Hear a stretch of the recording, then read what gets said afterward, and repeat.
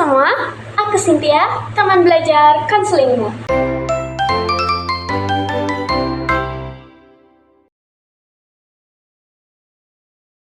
Hari ini kita akan belajar mengenai perkembangan bahasa dan juga komunikasi. Bahasa sendiri adalah suatu pencapaian yang sungguh menakjubkan, yang membedakan antara manusia dengan kerajaan-kerajaan hewan lainnya. Di mana perbedaan ini adalah penciptaan dan penggunaan bahasa. Bahasa yang juga merupakan alat inventif yang dengannya kita bisa mengekspresikan pikiran dan interpretasi kita atau dalam kasus salah tafsir. Tentang apa yang telah kita lihat, dengar, atau alami. Bahasa inilah yang membedakan kita dengan hewan, spesies manusia dan juga hewan.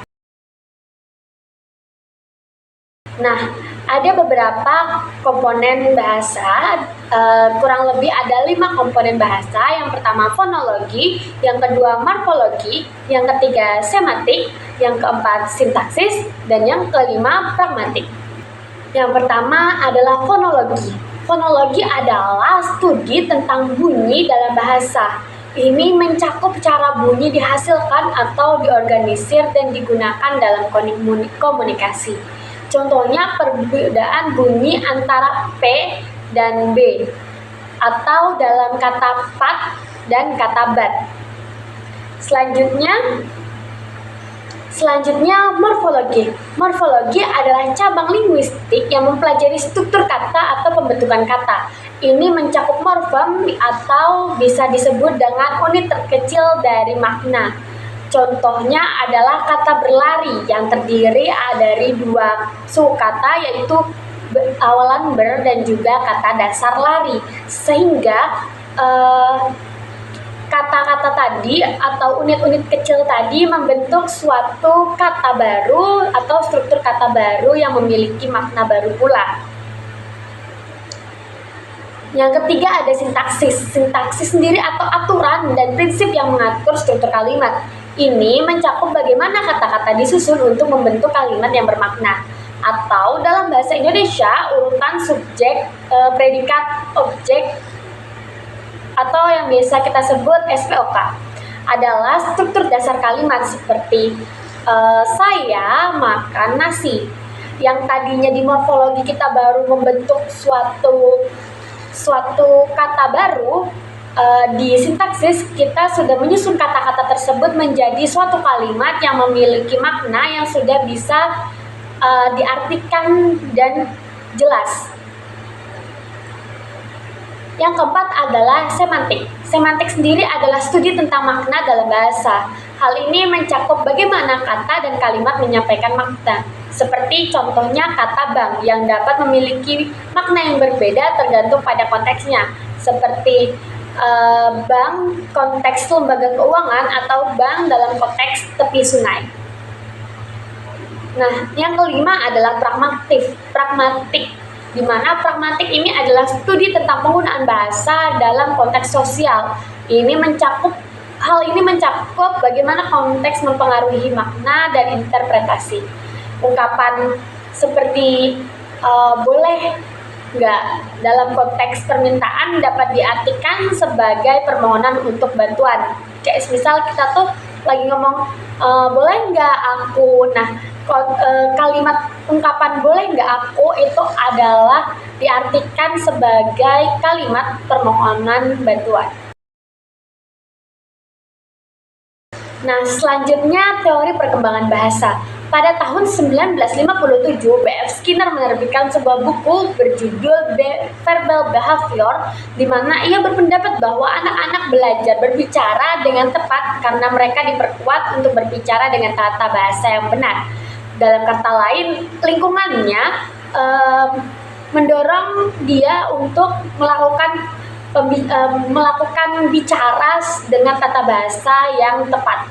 Ahli teori pembelajaran sosial lainnya, misalnya Robert Bandura pada tahun 1971 menambahkan bahwa anak-anak memperoleh banyak pengetahuan linguistik mereka dengan mendengarkan dengan sesama dan meniru bahasa teman-teman yang lebih tua.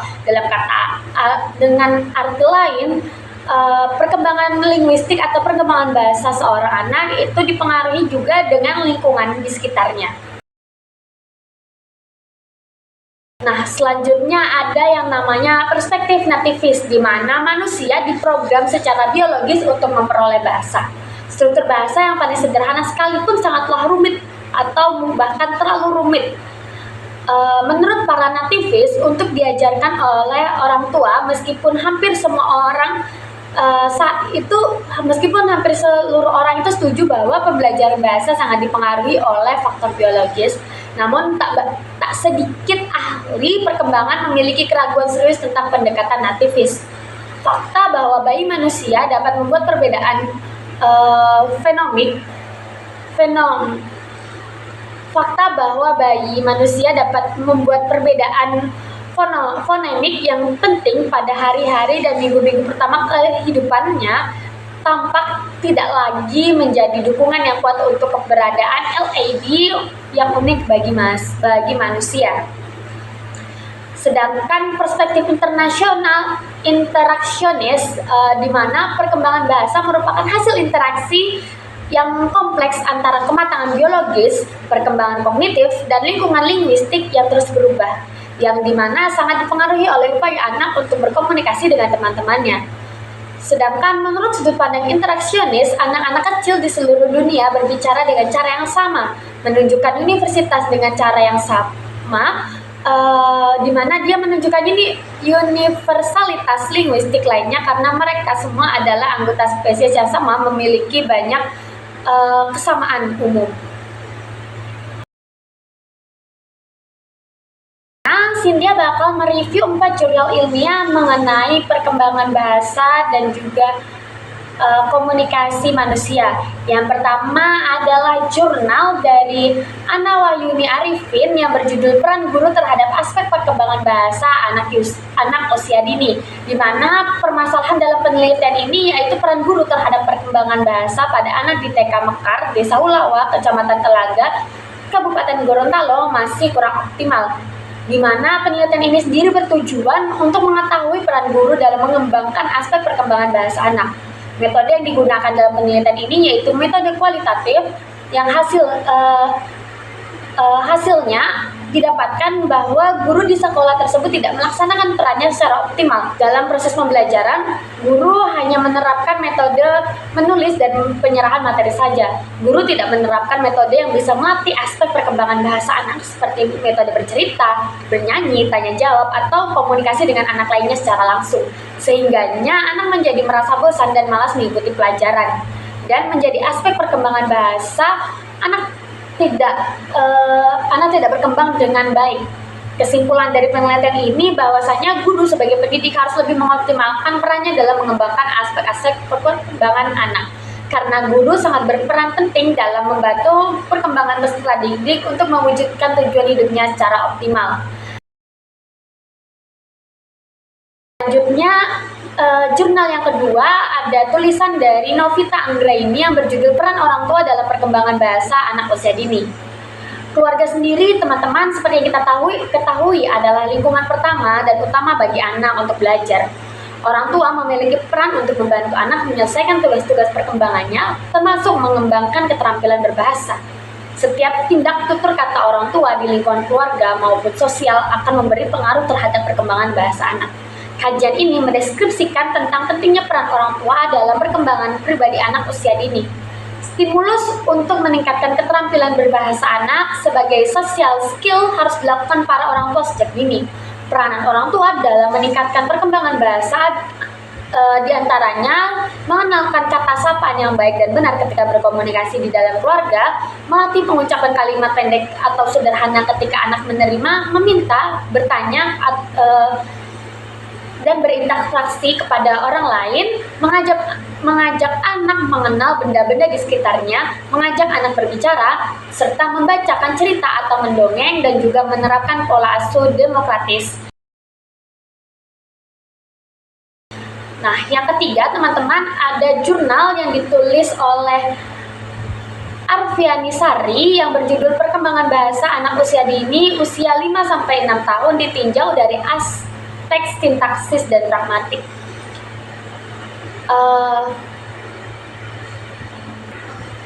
Dalam penelitian ini didapatkan bahwa berdasarkan perkembangan bahasa pada aspek sintaksis pada kedua sampel tidak sama. Mereka mempunyai perbedaan perkembangan pada cara menceritakan apa yang pernah didengar, menceritakan pekerjaan orang tua, menjawab telepon, bercerita tanpa henti, dan juga menerikan bahasa gaul. Perkembangan bahasa anak pada aspek pragmatik juga pada kedua sampel juga berbeda pada kemampuan anak menangkap dan mengartikan bahasa isyarat guru sebagai sebuah instruksi nonverbal, melaksanakan pengertian bahasa isyarat dengan tindakan dan memahami apa yang harus dilaksanakan dengan instruksi tersebut. Nah, teman-teman, kita masuk ke jurnal yang terakhir yang ditulis oleh Khoilullah dan kawan-kawan yang berjudul Perkembangan Bahasa Anak Usia Dini. Seperti yang kita ketahui, perkembangan bahasa atau komunikasi pada anak merupakan salah satu aspek dari tahapan perkembangan anak yang seharusnya tidak luput juga dari perhatian para pendidik pada umumnya dan orang tua pada khususnya. Pemerolehan bahasa oleh anak-anak merupakan prestasi manusia yang paling hebat dan menakjubkan. Selama usia dini, yaitu sejak lahir hingga usia 6 tahun, ia tidak pernah belajar bahasa, apalagi kosakata secara khusus. Tetapi pada akhir masa usia dininya, rata-rata anak telah menyimpan lebih dari 14.000 kosakata. Tahap-tahap perkembangan bahasa yang pertama adalah tahap pralinguistik, yang kedua tahap linguistik, dan yang ketiga dan terakhir adalah tahap pengembangan tata bahasa. Tahap-tahap perkembangan bahasa ada 4 tahap perkembangan bahasa. Yang pertama tahap pralinguistik, yang kedua tahap linguistik, yang ketiga tahap pengembangan tata bahasa, dan yang keempat atau yang terakhir adalah tahap tata bahasa, di mana aspek-aspek perkembangan bahasa anak sendiri terdiri dari kosakata, sintaksis, dan juga sematik.